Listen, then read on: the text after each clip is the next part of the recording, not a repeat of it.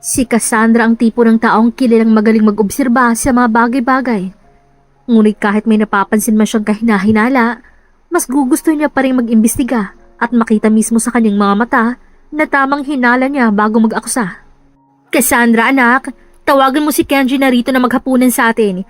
Sabihin mo, akong nagluto. Nakangiting wika ng madrasta ng babae. Nagpahigpit naman bigla ang kapit ni Cassandra sa laylayan ng kanyang damit. Matagal nang namatay ang ama ng babae sa sakit na cancer, kaya sila nilang ng kanyang stepmother ang natitira sa kanilang bahay. Kung minsan naman, ay dito natulog sa kanilang bahay ang kanyang kasintahang si Kenji. Nako, baka hindi po siya makakapunta, mommy. Nag-text siya sa akin mukhang abala siya sa board meeting niya. Lalo na po't kaharap niya ang biggest rival niya sa kanyang trabaho. Si Axel ba yan? Nangunot ang noo ni Cassandra sa kanyang narinig. May pagdududang napalingon siya sa kanyang madrasta. Paano mo alam, mommy? Wala naman akong maalala na nakwento ko yun sa'yo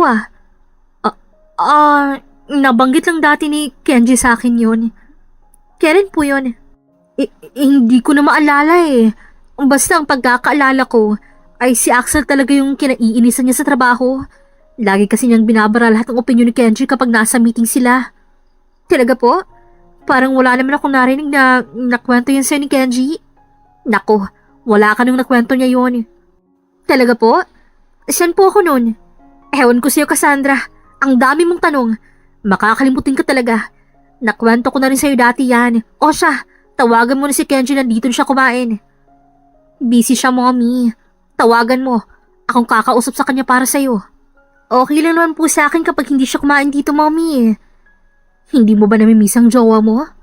Naku, mommy. Mas namimiss ka pa yata nun Panay pangungumusta niya kasi sa'yo kapag nagkita kami madalas. Paano? Mas masarap naman kasi ako magluto kesa sa'yo Nagpapaturo naman ako sa'yo, mommy. Pero ayaw mo kong turuan. At saka, pansin ko rin na nagiging mas malapit ang kayong dalawa ni Kenji. Dati nga, tutol ka pa sa relasyon naming dalawa Ilang beses mo pa siyang pinagtabuyan. Buti nga, natutunan mo siyang tanggapin. Hindi naman kasi mahirap magustuhan si Kenji. At mas lalong hindi siya mahirap mahalin. Kenji is a good man. So, he's a good man for me, mommy? Pansin ni Cassandra ang pagkawala ng matamis ng ngiti ng kanyang madrasta at napalitan ng pilit na tawa.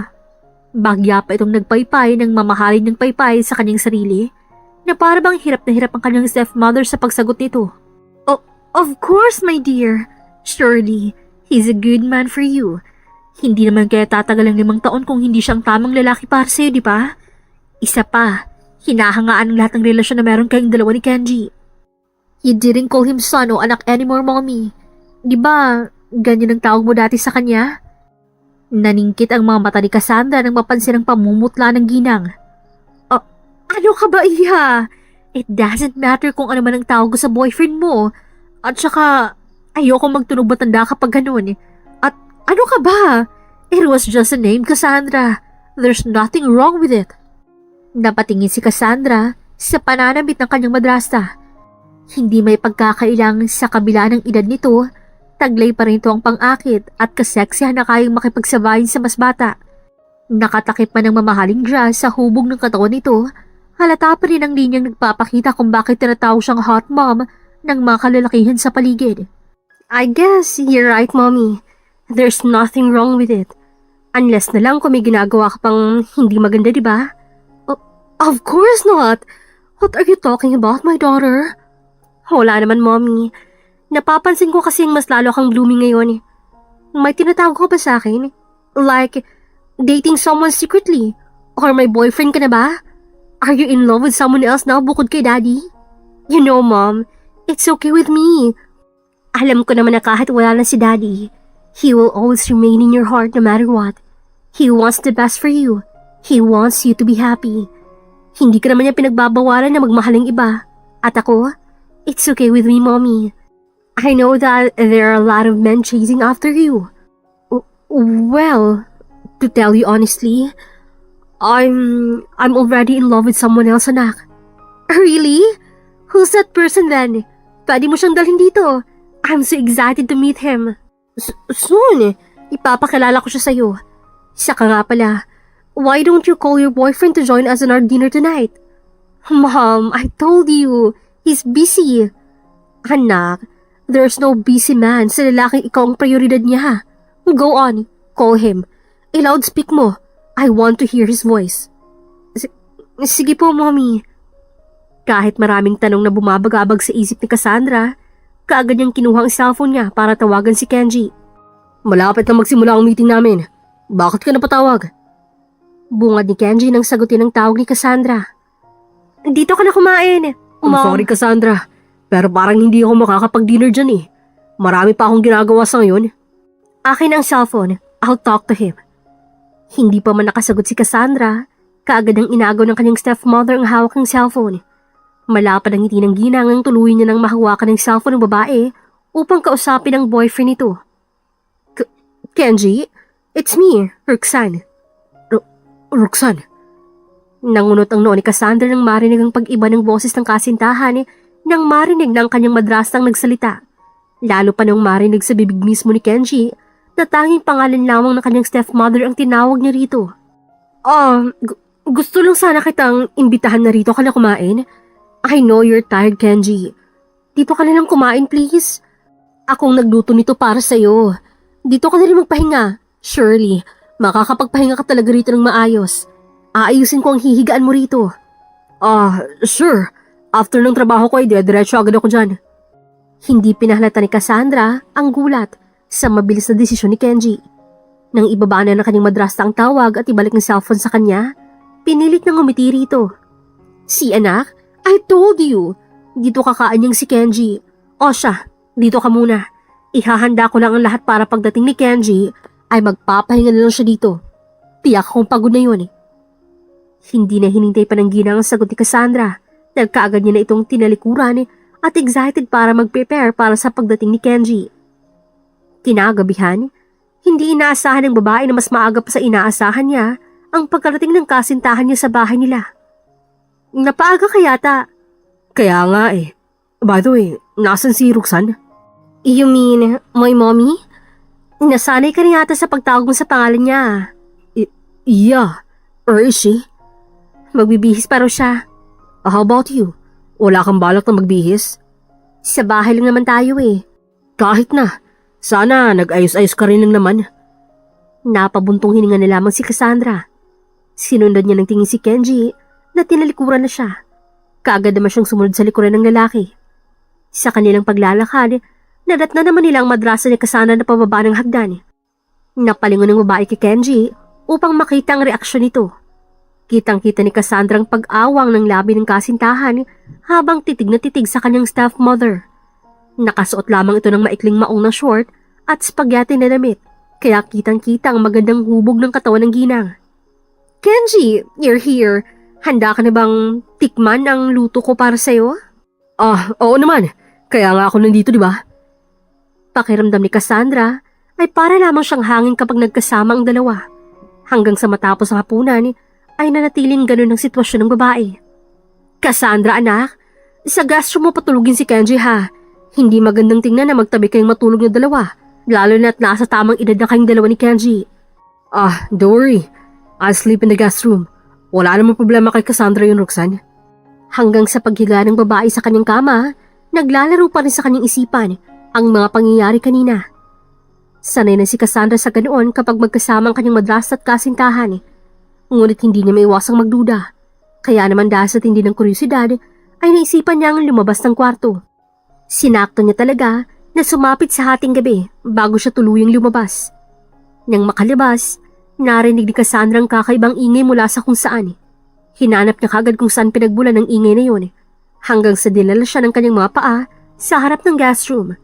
Dinikit ng babae ang kanyang tenga sa pinto para mas lalong marinig ang kakaibang ingay na yun. Nang gawin niya yun, hindi nakatakas sa pandinig ni Cassandra ang malakas halinghing ng kanyang madrasta. Ganon din ang langit-ngit ng kama sa rahas ng galaw ng dalawa. Napatakip ang babae sa kanyang bibig.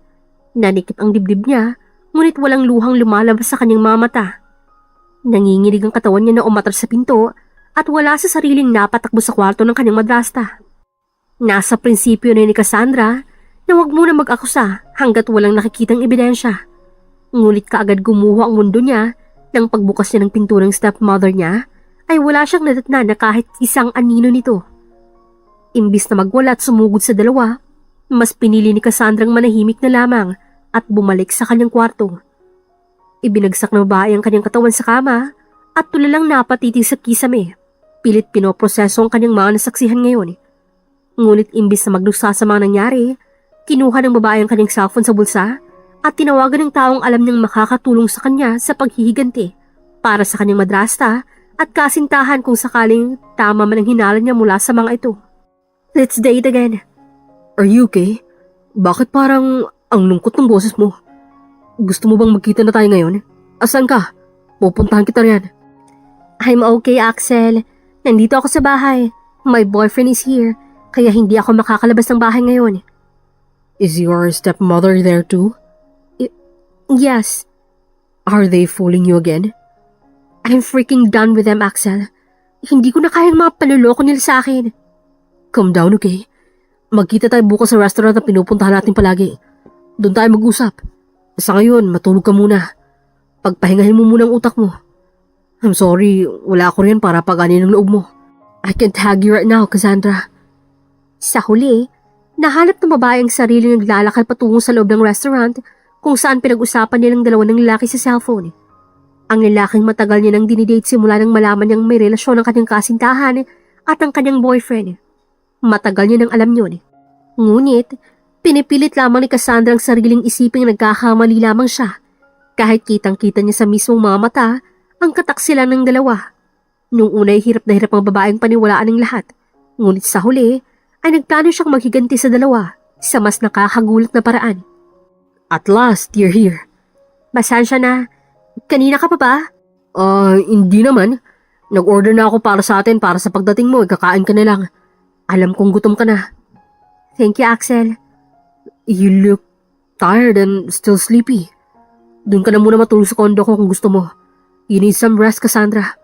Huwag mong iikot ang mundo mo sa manluloko mong kasintahan. Hindi ko alam ang gagawin ko, Axel. Hindi ako makapaniwala. Baka nagkakamali lang ako ng iniisip. Baka hindi talaga ako niloloko ni Kenji. Baka nagkamali lang ako ng mga narinig at namamalikmata lang ako kung minsan. Baka... Hindi na natapos ang sasabihin ni Cassandra nang biglang hawakan ni Axel ang kanyang kamay. Dahilan para mapangat ang tingin niya rito. Investigate him. Yan lang ang tamang solusyon para mabunyag ang katotohanan. Observe them. Keep your eyes on them. Paano ka? We're just secretly dating, Cassandra. You don't love me. Nasabi mo na sa akin yan ng ilang beses. Use me, Cassandra. Gamitin mo ako hanggat kailan mo gusto. Why are you doing this, Axel? Hindi ko rin alam. Hindi ko rin alam, Cassandra.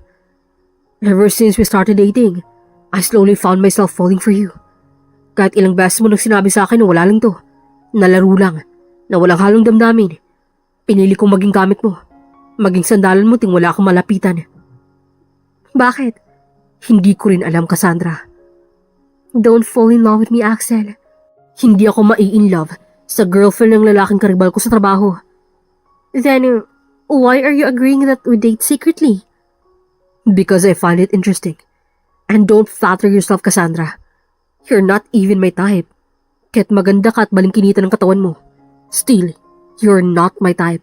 Your boyfriend clearly has no taste. Then why are you wasting your time talking to me, Axel? Hindi ko rin alam. I just find you interesting when I'm talking to you.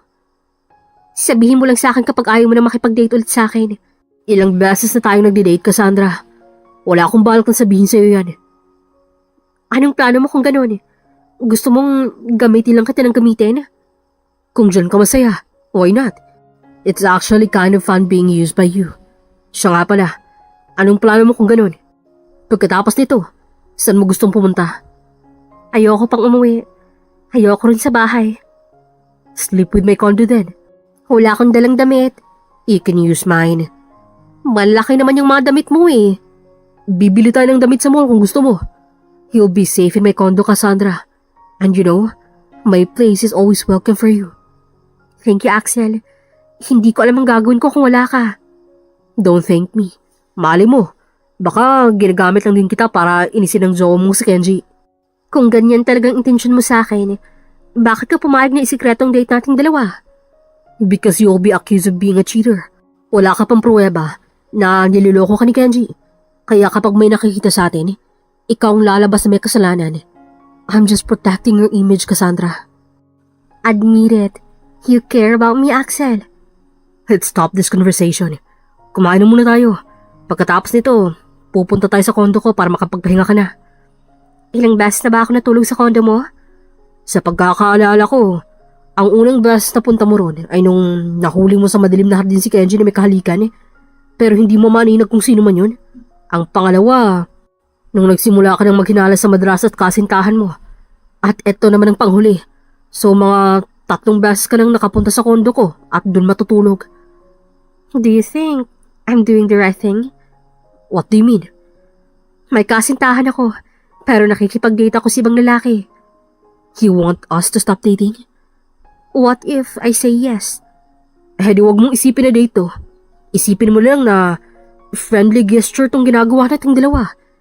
Pero hindi mo mababago yung isip ko na ron ka matutulog sa kondo ko. Nagkibit-balikat na lamang si Cassandra kay Axel. Hanggang ngayon, hindi pa rin makapaniwalang babae na patago siyang nakikipag-date sa karibalang kasintahan niya sa trabaho. Nung unay naisip lamang ito ni Cassandra para maghigandi kay Kenji. Ngunit sa huli, ay unti-unti niya namamalaya na naging tuloy-tuloy na ang date nilang dalawa ni Axel. Habang unti-unti ring nagiging totoo, ang kanyang mahinala sa relasyon na meron ng kanyang madrasa at kasintahan. Habang kumakain ng dalawa sa restaurant, unti-unting gumaan ang pakiramdam ni Cassandra. Nang matapos kumain, nagaya si Axel pumunta sila sa mall para may damit ang babae pagdating sa kondo nito. Just buy underwear and short. You can use my shirt. Pwede rin. Pagkatapos nito, bumili na rin tayo ng pagkain para sa kakainin natin sa hapunan ng dalawa. I'll cook for us. Great! Ingredients na lang ang bibilhin ko. Don't worry. Tutulungan kita magluto. Marunong ka? Of course. Magaling kaya ako magluto, no? May pagmamalaking wika ni Axel. Napairap na lamang si Cassandra, ngunit sa huli natawa na rin. Pagkatapos ng mahabang oras, ay nakarating ang dalawa sa kondo ng lalaki. Katulad ng dati, sa sala ako matutulog. Siyempre naman, akong bisita rito, no? O baka naman gusto mong tumabi sa akin. Nakangising hamon ni Axel. Napatra si Cassandra nang humakbang ang lalaki palapit sa kanya. Ngunit sa kanyang tuloy-tuloy na pag-atras, isang malamig na pader ang bumangga sa kanyang likuran. Bago pa man niya talikuran si Axel, hindi niya na nagawa yun nang biglang ikulong ng lalaki ang kanyang katawan sa makisig na braso nito. Hindi na kailangan, kaya ko matulog mag-isa. Kaya ikaw, sa sala ka. At ako naman, sa kama mo. Sus, sabihin mo, baka sabik na sabik ka sa amoy ko sa kama. Kaya ka nagyayayang rito matutulog. Wow, ang feeling mo naman. Hindi ka ba hahanapin ng boyfriend mo kapag hindi ka umuwi sa inyo? What do you think? Magpaalam ka muna kaya sa stepmother mo at sa boyfriend mo. Better idea, para mahuli ko silang dalawa sa akto. Paano mo sila mahuli sa akto kung wala ka naman dun sa inyo? Sabi nga nila, if there's a will, there's a way. Wika ni Cassandra sabay kindat. Bahagya pang natawa ang babae nang makita sa mukha ni Axel ang kuryosidad. Nagtataka sa ibig nitong ipahiwatig sa lalaki. I don't understand, what are you trying to say, Cassandra? Hindi ako manghuhula. Ipapakita ko sa'yo mamaya. Now, let me call my boyfriend first para makapagpaalam sa kanya. What are you going to tell him then? Narito ka matutulog sa lalaking kinaiinisan niya sa trabaho dahil laging binabaramang sinasabi niya? Shut up, Axel. Masyado ka kasing bida-bida sa mga meetings niyo kaya naiinis yun sa'yo. Hindi niya lang talaga kayang manalo sa akin. And besides, sadyang hindi talaga matanggap sa pagkatalo si Kenji kaya ganyan. Nalilito tuloy ako kung bakit mo gusto ng lalaking yun. Kenji is kind, and that's why I love him. Mahal ka ba niya? Shut up, Axel. Hindi ka nakakatulong sa akin Singhal ni Cassandra sa lalaki. Napangisi na lamang si Axel sa kanya. Samantalang isang irapang ginawa ng babae nang makita ang reaksyon niya. Napalunok si Cassandra at kinuha ang cellphone niya mula sa bulsa. Kaagad niyang tinawagan ng number ni Kenji. Nakailang ring na ito bago pa nasagot ang kanyang kasintahan. What do you want, Cassandra? Pwede ba? Mamaya ka nang tumawag. Busy ako ngayon. Konting konsiderasyon naman. Don't worry, okay? Diyan ako matutulog sa inyo kasi niyaya ko ng madrasta mo.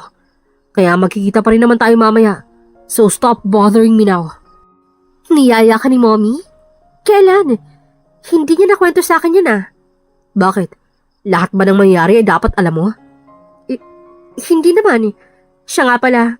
Gusto ko lang sabihin sa'yo na hindi ako matutulog sa bahay mamaya. Kung gusto mo sa bahay ka na lang ninyo matulog.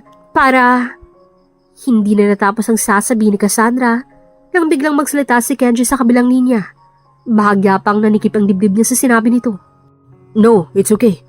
Doon pa rin ako uuwi. Sayang naman ang masarap na luto ni Roxanne para sa hapunan namin. At saka, okay lang naman sa akin kung wala ka ron. Basta kung nasan ka man ngayon, mag-ingat ka. Don't worry about me. Kasi doon naman ako uuwi sa inyo. Pansin ni Cassandra ang pag-iba sa tono ng boses ni Kenji. Kung kanina'y parang naiinis ito sa pang-iistorbo sa kanya kasi biglaan niyang pagtawag.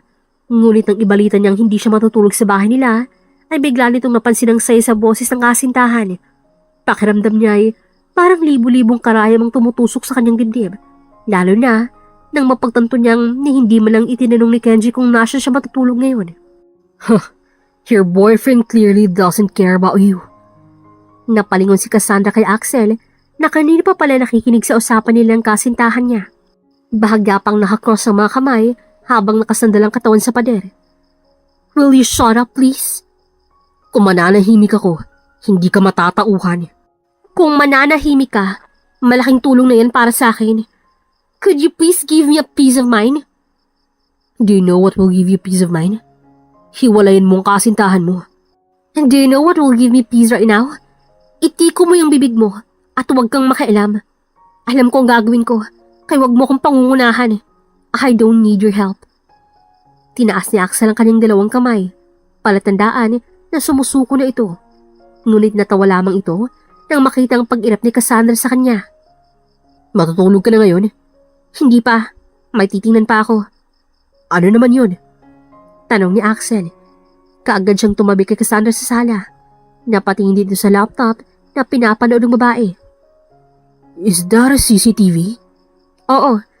Nilagay ko yun sa kwarto ng staff mom ko at naglagay din ako ng CCTV sa guest room kung saan natutulog si Kenji. Hindi mahahalatang may CCTV dahil mukhang laruan lang naman yung camera na nilagay ko. You're such a genius.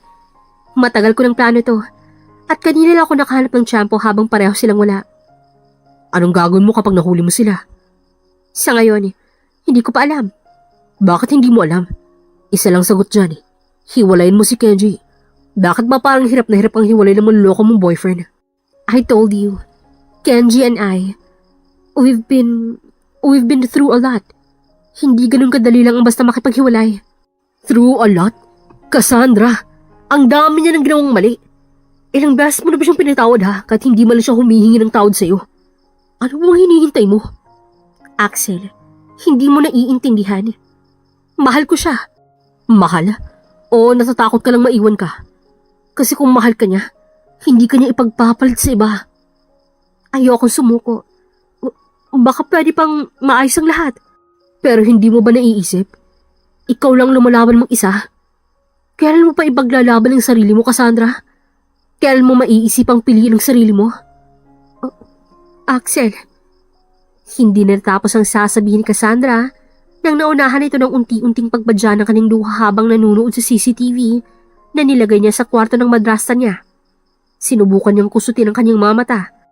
Inaakalang nagkakamali lamang siya nang nasasaksihan, ngunit hindi. Kitang-kita niya sa mismong mga mata niya ang pagpasok ni Kenji at ng kanyang madrastas na agresibong naghahalikan na para bang matagal lang sabik na sabik ang dalawa sa isa't isa. Pakiramdam ni Cassandra ay para siyang binuhusan ng malamig na tubig sa nasaksihan.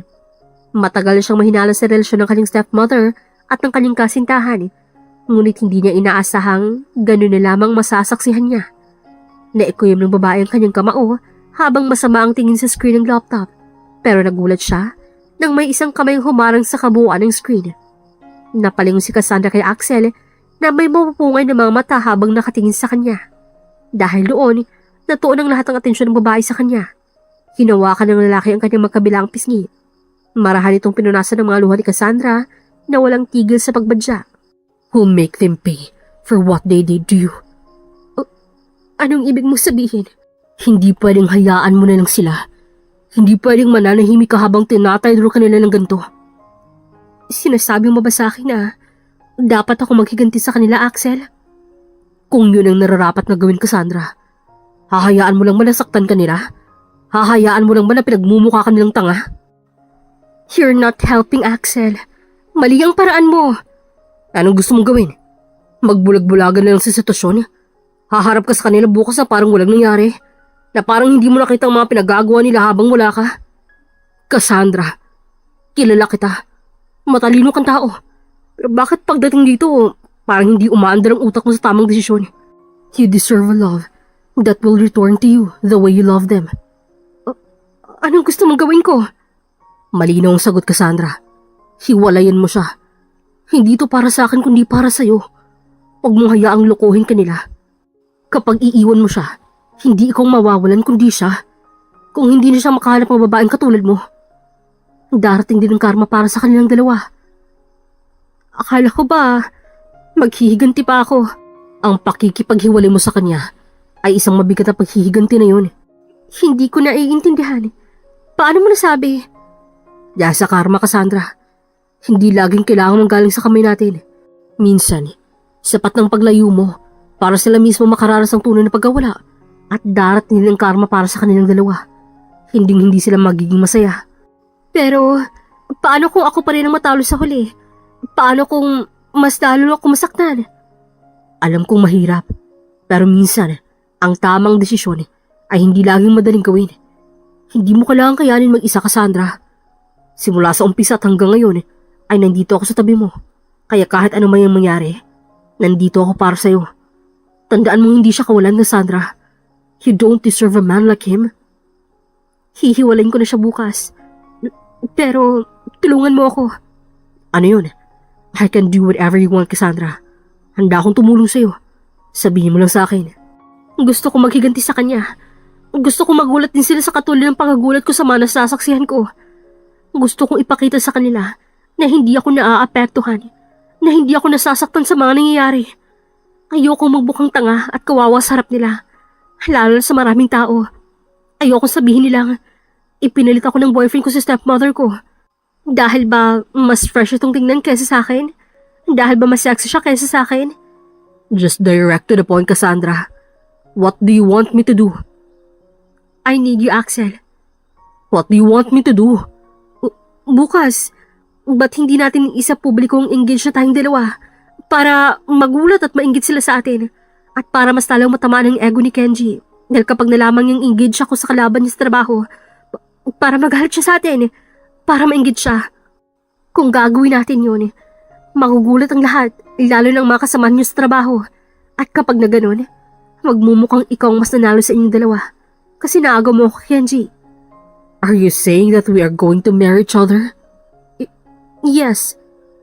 Gumuhit ang sakit sa mga mata ni Axel, ngunit kaagading nawala yun. Kaya akala ni Cassandra ay guni-guni lang nakita niya sa mga mata ng lalaki. Sinubukan niya pang umiti sa harap ni Axel para mas makumbinsi siya sa magandang planong naiisip niya. Alam kong iniisip mo, Cassandra. Gagamitin mo ba ako? Gagamitin natin ng isa't isa, Axel. Hindi rin na naman akong makakabenepisyo kapag nangyari yun eh. Kung ganyan ang plano mo, ay hindi ako papayag. I'm sorry, Cassandra. Gagawin ko lahat ng mga favor mo. Pero wag lang ganito. Why? You don't want to marry me? Napalunok si Axel. Pakiramdam ng lalaki ay parang may kung anong bagay ang humaharang sa lalamunan niya. Dahilan para hindi niya masabi ang tunay na nararamdaman niya para kay Cassandra. Hindi sa ganitong paraan ng pagpapakasal na gusto ko, Cassandra. Malaking bagay sa akin ang salitang pagpapakasal. Engagement lang naman, Axel. Pwede mo pa rin namang bawiin yun kapag pareho na tayong hindi gusto na umabot pa sa kasalan ng lahat. Hindi ganun kadali yun, Cassandra. Hindi ko kayang gawing laro ang isang bagay na sagrado para sa akin. Kung magpapanggap tayo, anong mangyayari kapag nalaman nilang hindi totoo? Mas lalo ka nilang pagtatawanan. Pero Axel, ayoko lumabas na akong talo. Hindi ka talo, Cassandra. Ang talo dito ay si Kenji dahil pinakawalan ka niya. Bakit ayaw mong pakasalan ako? Hindi ganun yun, Cassandra. Ayoko nang panggap-panggap lang. Gusto ko yung totoo. Kaya hindi madaling gusto mong ipagawa sa akin, oh. Hindi ko kaya ang peking engagement na yan. Hindi ko na talaga alam ang dapat na gawin ko, Axel. Pagpapakatotoo pa ni Cassandra, naikagat ng babae ang kanyang ibabang labi nang abutin ng lalaki ang kanyang kamay. Hindi niya maintindihan kung bakit sa simpleng paghawak lamang ni Axel sa kamay ng babae ay halos tila hindi na nagiging normal ang tibok ng kanyang puso. Gusto niya mang bawiin ang kamay niya dahil sa init ng palad ng lalaki. Hindi niya ito magawa, lalo pat kahit na gano'n nararamdaman niya ay komportable pa rin siya sa gano'n. Sa simpleng paghawak, bagamat kakaibang reaksyon ng katawan niya ay ramdam niya pa rin ang gaan ng pakiramdam na pinaparamdam sa kanya ni Axel. Alam kong alam mo ang dapat na tamang gawin, Cassandra. I trust you. Don't live your life with full of revenge and hatred. Let go of people who hurt you, even if it hurts you. Maniwala ka sa akin. Alam kong sa umpisa ay mahirap, pero alam kong darating ang araw na wala ka nang mararamdamang sakit kung hindi pagising mo ay payapa ang nararamdaman mo. Huwag kang mag-alala.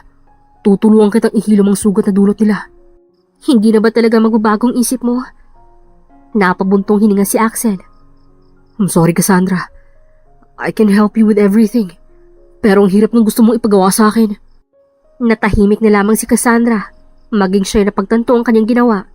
Iniisip niyang masyado siyang nagiging makasarili kung gagawin niya yon at hindi iniisip kung ano man lang mararamdaman ni Axel. Matapos sa pag-uusap na yon ay nagkayayaan ang dalawa na matulog. Si Cassandra ay natulog na may malalim na pag-iisip sa kwarto ng lalaki. Samantalang si Axel ay sa sofa natulog at iniisip ang lahat ng mga pinag-usapan nilang dalawa ng babae. Lumipas pang ilang linggo, hindi na nag-usap at nagkita ang dalawa. Hindi rin nagkaroon ng pagkakataon si Cassandra na hiwalayin si Kenji. Dahil sa tuwing sinusubukan niyang magtangka, ay hindi naman natutuloy. Dahil halos wala ring oras ang kanyang kasintahan na kausapin siya dahil abala ito sa kanyang trabaho. Mabuti naman nakarating kayo dito. Oh, at kasama niyo rin pala tong stepmother mo, Cassandra. Naku, hindi ko matawag-tawag na tita bilang pagrespeto kasi tingnan mo naman oh. Mukha bang tita yan? Ang ganda. Mukhang kaya pang kumabog sa mga teenager eh. Wika ng kasama ni Kenji sa trabaho nang dalhin niya ang dalawa sa kaarawan ng kanilang boss. Napangiti naman ang madrasa ni Cassandra. Bahagya pa itong umikot upang mas makita ang kanyang dress na hapit sa kanyang katawan. Napalingon ng babae sa kanyang kasintahang si Kenji. Dumaan ang pait sa sistema niya nang makita ang pagmamalaking ngiti nito habang tinititigan ng kanyang stepmother na para bang itong pinakamagandang babaeng nakilala niya. Nako, Cassandra, mukhang napapabayaan mo na ang sarili mo ah. Ba't di ka kumaya rin sa stepmother mo? Dinaig ka pa niya. Naku, baka bumaling ang tingin ni Kenji kay Tita Roxanne yan. Siyempre, biro lang yon. Di ba, tita? Oo naman. Napalingon si Cassandra sa kanyang madrasta na ngayon bakas ang pagkaputla sa mukha nito dahil sinabi ng kasamahan ni Kenji sa trabaho. Cassandra, Kenji, let's go. Pumasok na tayo sa loob. Paanyaya ng madrasta ng babae. Napabaling naman ang tingin ni Cassandra sa kanyang kasintahan na ngayon ay walang ginawa kung hindi ang ilang beses na napapalunok. Ramdam na ramdam ng babae ang bigat ng atmosphere sa pagitan ng dalawa dahil alam niyang natatamaan ang mga ito sa biro ng kasamahan ni Kenji kanina. Ngunit kahit na gano'n, nanatili pa rin kalmado ang ekspresyon niya na parang wala siyang alam na may namamagitan sa pagitan ng kanyang kasintahan at madrasta. Di, nandito yung lalaking kinaiinisan mo, Kenji? Yes. He's also invited. Nakakainis nga eh. Nung nakaraan, binara na naman niya ako sa mga suggestions ko during my discussion. Baka naman may suggestion lang siya sa mga discussion mo at hindi talaga yun pambabara. Singit ni Cassandra sa usapan ng dalawa nang mapagtantong si Axel ang pinag-uusapan ng dalawa. Habang nakaupo at kumakain si Mesa matapos batiin ng boss ni Kenji sa party nito. Aba, sa tono ng panalita mo, Cassandra, bakit parang kinakampihan mo pang lalaki na yun kaysa sa boyfriend mo? Ganyan talaga yun, Roxanne. Sa tuwing mag-uusap kami, sa tuwing magsasalita naman siya, parang pinaparamdam niya sa akin na napakaulang kwentang boyfriend ko sa kanya. Hindi naman sa ganon. Sinasabi ko lang naman ang mga opinion ko tungkol dyan. Wala namang masama ron ah. At saka, mali mo, baka ganon lang talagang intensyon ni Axel. Kaya nga meeting, di ba? Open tayo sa mga opinion ng iba. Maliban nilang kung sumisingit siya sa sinasabi mo sa tuwing nagsasalita ka during your discussion sa meeting ninyo. Sumingit mo siya o hindi? Ayoko pa rin na bumibida-bida siya sa boss namin. Sumisingit ba siya o hindi? Di ko alam. Basta nakakairita siya. Ang hilig niyang kontra ng mga sinasabi ko. Tapos parang favorite pa siya ng boss namin. Baka naman kasi may punto siya. O baka naman kaya siya favorite kasi maganda talagang mga ideya niya. Ganyan ka na naman. Lagi mong kinakampi ng ibang lalaki kaysa sa akin. Hindi ako kumakampi, Kenji. Nagpapakatotoo lang ako. Nako, tama na nga yan. Huwag na nating pag-usapan si Axel. Andito tayo para mag-enjoy. Hindi para ma-stress sa trabaho. Ikaw naman kasi, Cassandra. Lunukin mo na lang kasi yung opinion mo. Wala naman kasi yung kwente eh. Kahit ano dapat mangyari, doon ka sa kasintahan mo dapat na kumampi. Kayo na nga rito, bigla ako nabwisit. Nawala tuloy ang mood ko. Reklamo ng kasintahan ni Cassandra. Kitang-kita ni Cassandra ang pagkataranta ng kanyang madrasa nang makita ang pagtayo ni Kenji.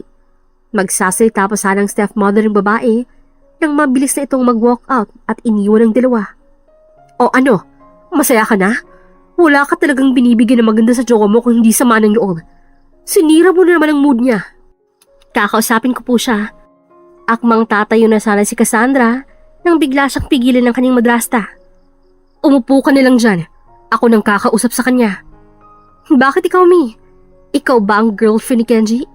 Nanlaki ang mga mata ng madrasa ni Cassandra sa tanong nito sa kanya. Hindi nakatakas sa paningin ng babaeng pamumutla sa itsura ng kanyang stepmother. Ano bang pinagsasabi mo dyan? Maghunos dili ka nga. Baka marinig ka ng mga tao rito. Concern lang ako sa relasyon yung dalawa. At saka isipin mo nga, kapag kayong mag-uusap ng dalawa, alam kong mauuwi na naman yun sa away. Dahil alam ko rin yung bibig mo. Hindi naman yun mapigilan ng walang kwenta mong opinyon at paninindigan. Anong gusto mong sabihin ko kay Kenji? Gusto mo ba na ang lumabas sa bibig ko ay puro pagsisinungaling? Sinasabi ko lang kung anong iniisip ko na magiging posibleng dahilan kung bakit gano'n lang inis na sa kasamahan niya sa trabaho. Wala namang masama sa sinabi ko ah. At saka, nagtanong naman ako sa kanya, di ba? Tinanong ko pa nga siya kung sumisingit ba talaga sa usapan nila o hindi, di ba? May masama ba sa sinabi ko? Yan. Yan ka na naman sa walang kwenta mong rason. Sinabi ko na sa'yo na kahit anumang mangyari, dapat sa kasintahan mo, dyan ka dapat kumakampi kahit ano pa man yan ang rason niya. Ano ba, Cassandra? Hindi ka man lang marunong mag-handle ng relasyon yung dalawa. Bakit? Ikaw ba marunong? Malamang, hindi naman kami magtatagal ng daddy mo kung hindi ako marunong mag-handle ng relasyon naming dalawa. At saka, dito ka na lang. Ako nang kakausap kay Kenji. Huwag mo na siyang habulin. Magdadagdagan lang inis nun sa'yo. Ang ganda pa naman ng mood niyan kanina. Na bad trip tuloy dahil sa'yo. Ang hina talaga ng kukote mo minsan, Cassandra. Wika ng stepmother ng babae. Hindi niya na hinintay ang sagot ni Cassandra nang bigla niya na itong tanilikuran at hinabol si Kenji. Napabuntong hininga na lamang ang babae. Pakiramdam niya ay parang gusto niya lang matawa sa nangyayari sa kanyang buhay ngayon. Napalagok na lamang siya ng wine na iniinom niya dahil sa kanyang halo-halong nararamdaman. Ang iba'y halos hindi niya mapangalanan. Is your boyfriend still breastfeeding? Hindi ako makapaniwala ang pinatulan mong immature na yun. Ano bang ginawa niya sa'yo? Ginayuma ka ba niya para mahirapan kang hiwalay ng tarantadong yun? Gusto mo bang budburan pa kita ng asin? Napaangat ang tingin ni Cassandra kay Axel na bahagyang nakapamewang sa kanyang harapan. Napasimangot ang babae sabay irap sa lalaki. Hindi lang ako nakahanap ng tiyempo na hiwalayin siya. Pero hihiwalayin ko naman talaga siya. Sige, panoorin mo na lang yung baby mo na nagpapa-breastfeed sa madrasta mo. Shut up, Axel. Hindi ako nagbibiro. Wala akong panahon na makipagbiroan sa'yo. Hanggang kailan ka magbubulag-bulagan, Cassandra? Hindi niya ba alam na ang relasyon ay hindi puro kampihan, kundi dapat marespeto sa opinyon ng isa't isa? Huwag mong hahayaang tratuhin kanyang parang accessory lang na dapat sumang-ayon sa lahat ng gusto niya. At palagi mo lang siyang dinedepensahan at alam mong may mali. A guy who truly values you won't make you feel like an outsider in your own relationship. Kakausapin ko na lang siya mamaya. At anong sasabihin mo sa kanya? You're going to break up with him? Axel, wag muna ngayon. May pinagdadaanan pa siya. He's mad and upset dahil sa'yo. Bakit ba kasi lagi mo siyang binabara? Hindi ko nga siya binabara. Sinasabi ko lang kung anong opinion ko tungkol sa project na gusto niya. At higit sa lahat, hindi ako sumisingit parang nagsasalita siya. Tinataas ko ang kamay ko para magsabi rin ng saloobin ko. Ewan ko ba dyan sa boyfriend mo? Palaging mainit ang ulo sa akin eh. Hayaan mo na lang siya. Ganyan lang talaga yan. Hinahayaan naman eh.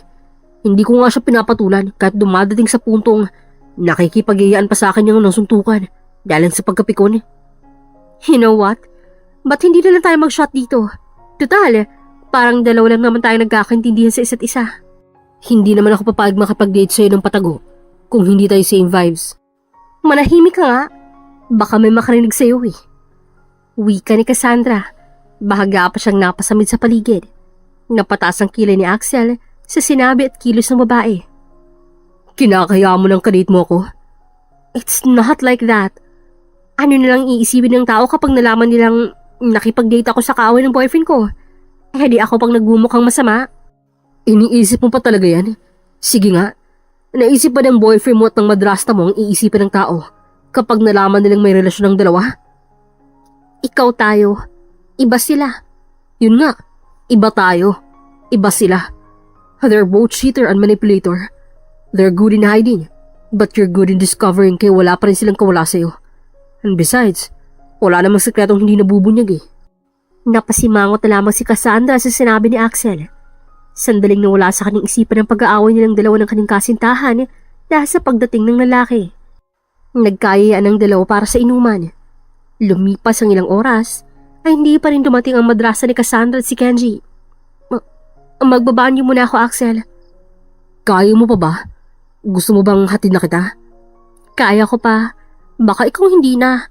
Konti lang naman na inom ko eh. Hindi pa ako lasing. Mas marami pa kasing kwentuhan natin kasi sa pag-inom ng alak eh. Oo nga eh. Isa ka nga pala. Banyo muna ako. Babalik din ako agad, Axel. Napatango na lamang lalaki kahit bakas ang tutol sa mukha nito. Gusto pa kasi niyang ihatid si Cassandra patungong banyo. Ngunit wala naman siyang magawa dahil hindi naman pumayag ang babae sa gusto niya. Okay, I'll wait for you here. Pero kapag matatagalan ka pa, mapipilitan akong tumayo rito sa inuupuan ko at hanapin ka. Baka kasi bigla mo akong takasan eh. Ano ka ba? Hindi kita tatakasan Babalik ako. Wika pa ni Cassandra bago tuluyang umalis. Naglakad ang babae patungong banyo. Nasa loob na si Cassandra ng cubicle nang makarinig ng kakaibang halinghing mula sa kabilang dulo ng cubicle. Nangunot ang noo ng babae nang mapagtantong parang pamilyar sa kanyang boses na yon, lalo na ang mabibigat na paghinga ng lalaking kasama ng babae sa loob ng cubicle. Kenji, baka mahuli tayong dalawa ni Cassandra. Huwag dito. Medyo madilim na sa garden area. Wala rin namang masyadong tao roon. Kaya roon na lang tayo. Baka may makarinig pa sa atin at makakita rito. Wika ng madrasta ng babae. Napahawak si Cassandra sa kanyang labi, lalo pat nang marinig ang pagdaing at pagtutol sa boses ni Kenji. Narinig ng babaeng mahinang pagtawa ng kanyang madrasta. Sige na nga, sabik na ako sa iyo eh. Buti na lang, hindi na ako hinabol ni Cassandra nung nagdadrama ako sa kanya. Siyempre naman, tinuturing niya akong ina, kaya hindi yun susuway sa akin. Ang galing mo talaga. Siyempre, ako pa. Narinig ni Cassandra ang pagbukas ng cubicle mula sa dulo, ngunit naisipan niyang huwag munang lumabas. Saka lamang siya lumabas nang marinig ang pagbukas at sara ng pinto. Palatandaan na umalis na ang dalawang ahas sa banyo. Sa pagkakataong yun, hindi alam ng babae ang kanyang nararamdaman. Napahawak siya sa kanyang dibdib nang maramdaman ang paninikip nito. Ngunit nakapaglataka dahil wala man ang luhang lumabas mula sa kanyang mga mata. Ang tagal mong lumabas? Napaigtad si Cassandra nang sa kanyang paglabas, narinig niya agad ang boses ni Axel. Nakataas ang kilay nito habang nagtatakang napatingin sa kanya dahil sa kanyang reaksyon. Are you okay? Is there something wrong? Ba't parang lungkot ang mga mata mo ngayon? Parang okay naman kanina. Halika, samahan mo ako. Hinawakan ni Cassandra ang kamay ni Axel at hinila ito patungong hardin para sundan ang boyfriend at madrasta niya. Imbes na sagutin ang tanong sa kanya ng lalaki. Saan tayo pupunta? Basta, samahan mo lang ako. Teka, ba't dito tayo sa hardin pumunta? Anong meron dito? Huwag mong sabihin, makikipag-date ka sa akin ngayon eh. Hindi pa ba tayo nag-date kanina? Uy, ba't hindi ka nagsasalita? May sasabihin pa sana si Axel, ngunit kaagad na dinakpan ni Cassandra ang kanyang labi nang mahagip ng tingin ng babae at anino ng kanyang kasintahan at madrasta. May balak pa sanang alis din ang lalaking kamay ni Cassandra, ngunit natigilan din siya Nang sinundan niya ng tingin kung saan din nakatingin ng babae.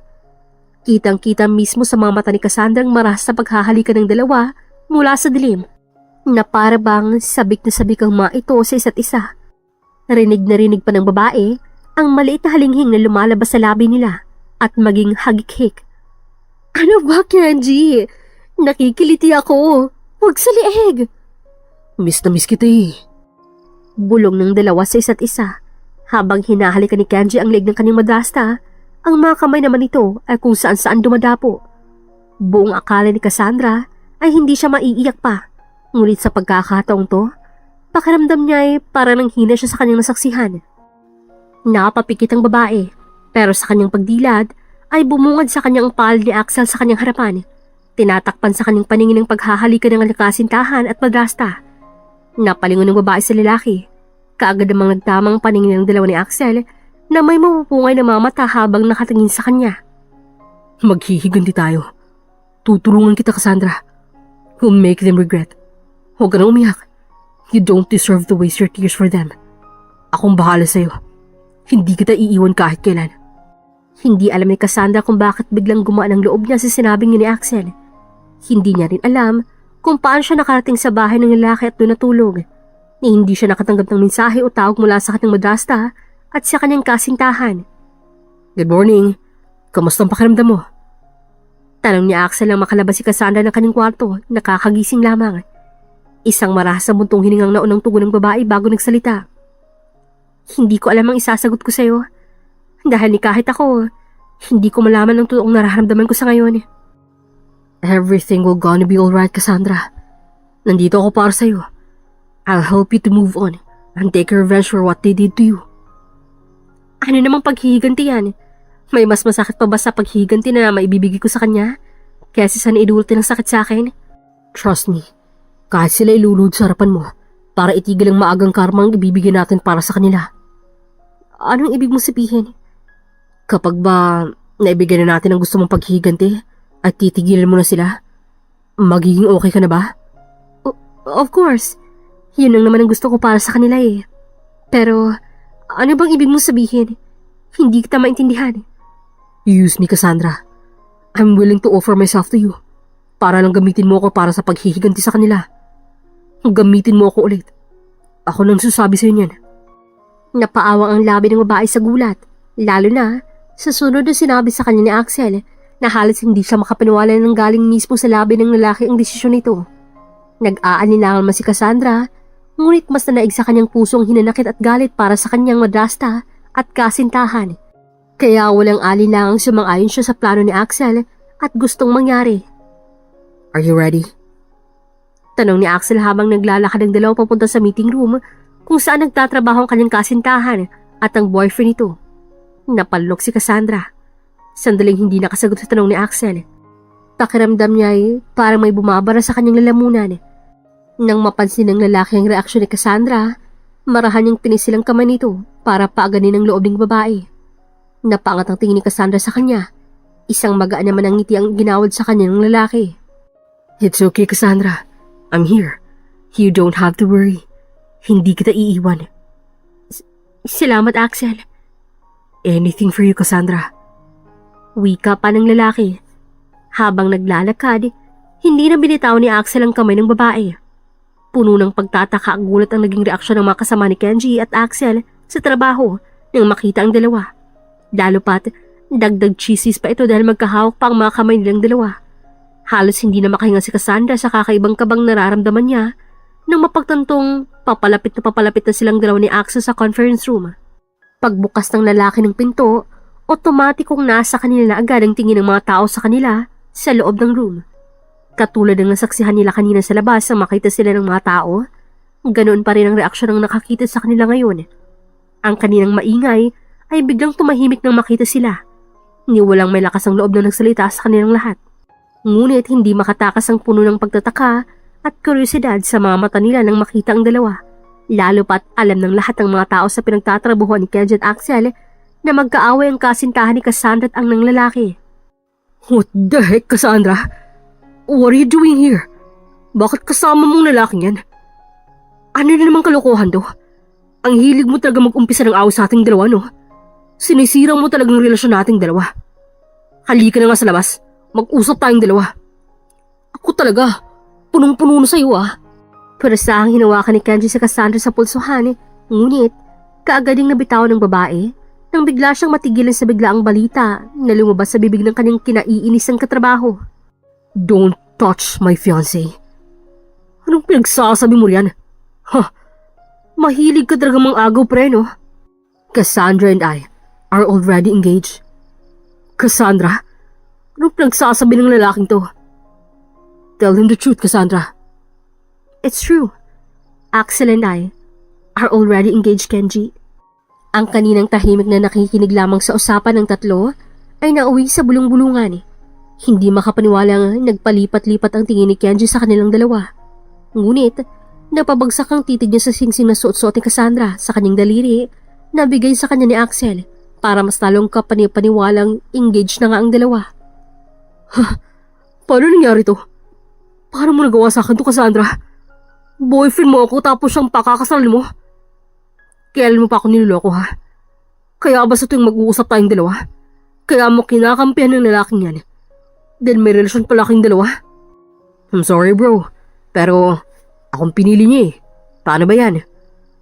Walang hiya ka. Ang kapal ng mukha niyong dalawa. Cassandra, anong ginawa ko para gawin mo sa akin ang bagay na to? Hindi makapaniwalang napaangat ang tingin ni Cassandra kay Kenji. Sa huli ay napangisin lamang siya at nang hahamon ng mga matang napatingin sa lalaki. Huwag kang mag-alala, Kenji. Bukas, malalaman mo rin ang rason ko. And by the way, kaya ako nandito para sabihin sa'yo, makikipaghiwalay na ako sa'yo. Gusto rin sana kitang imbitahan sa paparating na kasal naming dalaw ni Axel eh. Ganon din ang kasamahan niyo para mas masaya. Hindi tumugon si Kenji sa sinabi ni Cassandra. Padabog niyang tinalikuran ng dalawa. Nang mawala sa paningin nilang dati niyang kasintahan, nagkatingin silang dalawa ni Axel. Isang marahang tango at magaan ang ngiti ang ginawad to sa kanya.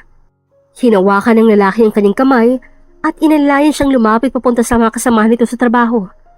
Sa kabila ng gulat at pagtataka, binati pa rin nila ang dalawa sa engagement nila kahit pa napansin ni Cassandrang gusto pa sana nilang magtanong o makiusyoso kung paano nangyaring kasintahan niya si Kenji pero si Axel ang pinakasalan niya. What the? Bakit nandito ang mga gamit ko sa labas? Gulat na wika ni Cassandra nang makababa siya ng kotse ni Axel. Balak ng babaeng umuwi para kunin ang ibang damit niya para doon matulog sa kondo ng lalaki para gumaan ang pakiramdam niya. Ang kapal naman ang mukha mong dalhin dito ang pinagpalit mo kay Kenji. Nagsumbong sa akin si Kenji sa ginawa mo. Hindi ka ba talaga nag-iisip? Nakipag-awit ka na nga sa kanya kahapon. Hindi ka na nga natulog sa bahay. Tapos mababalitaan kong engaged ka sa lalaking kinaiinisan niya? Bakit, Mi? Bakit ganyan ka nalang ka-concern sa lalaking yon? At nagawa mo pa talagang ilabas ang mga gamit ko sa sariling bahay ko? Concern ako sa kanya. Dahil bilang ina mo, gusto kitang disiplinahin dahil halata namang ikaw talagang may problema sa relasyon yung dalawa. At anong pinagsasabi mong bahay mo to? May karapatan akong ilabas at palayasin ka dahil bahay ko to. Bahay to ni Daddy at Mohammed. Sa akin nakapangalan ng bahay at lupang to. Sa madaling salita, binigay na to ng daddy mo bago siya pumanaw. Maging ang mga ari-arian mo ay sa akin nakapangalan. Kaya wag na wag mo akong susubukan, Cassandra. Baka hindi ka makatikim ng sariling kayamanan mo. At ako pa talagang hinahamon mo, Roxanne?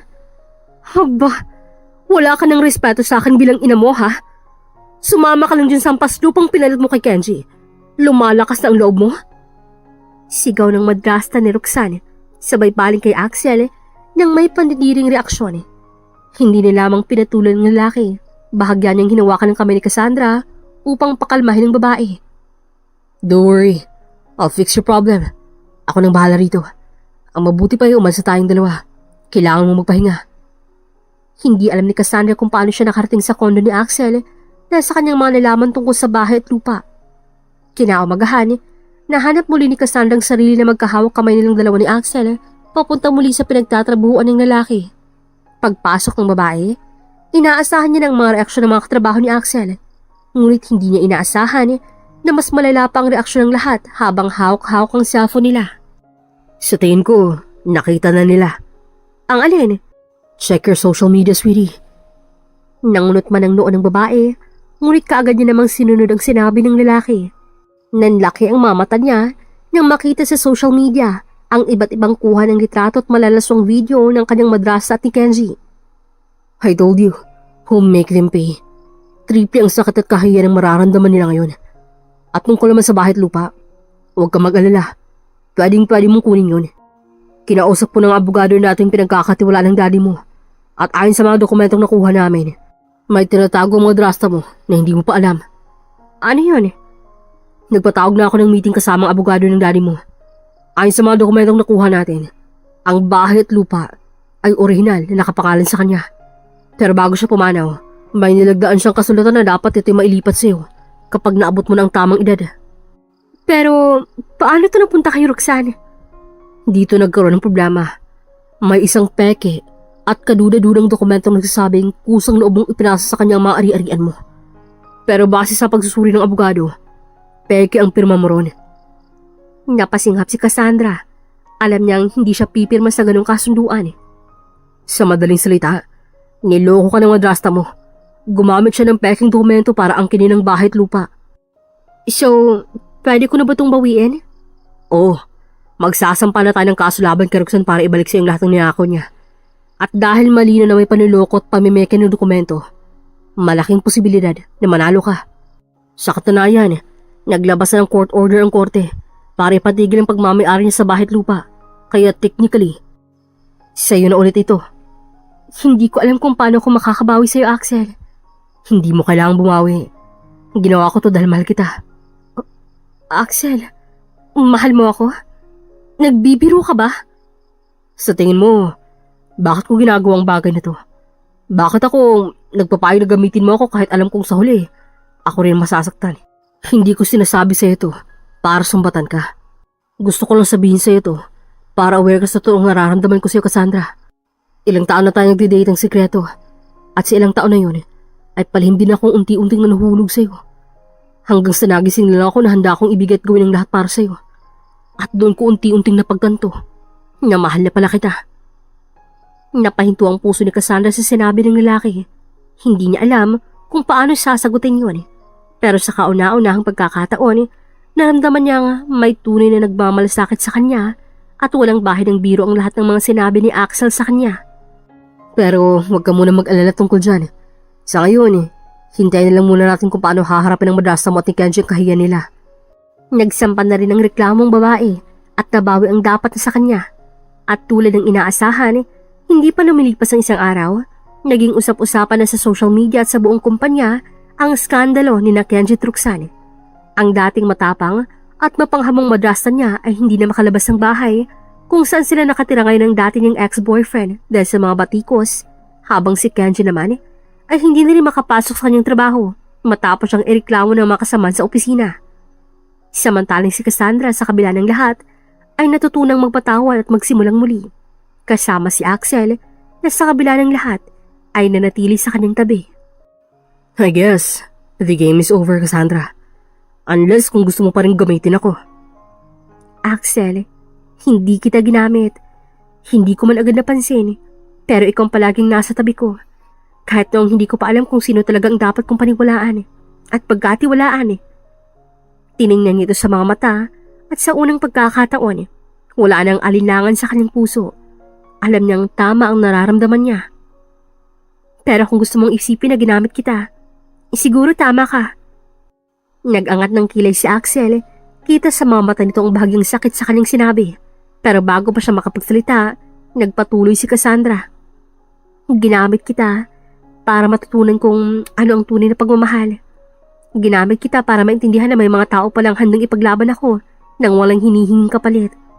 Ginamit kita para makita ang sarili kong halaga. Nagpigil ang ngiti si Axel, ngunit hindi niya napigilan ang pagtibok ng puso niya sa mga narinig. At anong ibig sabihin niya, sweetie? Ang ibig sabihin niyan, handa na akong gawin itong totoo. Handa na akong mahalin ka, Axel. Hindi dahil sa kailangan kita, kundi dahil gusto kita. Ikaw ang gusto ko. Sa sandaling yun, hindi na kinailangan pa ng salita. Hinawakan ni Axel ang mukha ni Cassandra at marahan siyang hinalikan. Hindi bilang kasinungalingan, kundi bilang isang pangako. Ang engagement na nagmula bilang pagpapanggap, ngayon ay naging isang tunay na pangako na ng pagmamahalan. Dito na nga po nagtatapos ang magandang kwentong ito. Hanggang sa susunod pong muli, this is Regine saying, stay tuned and keep on listening. Daghan kayong salamat sa pagpamati.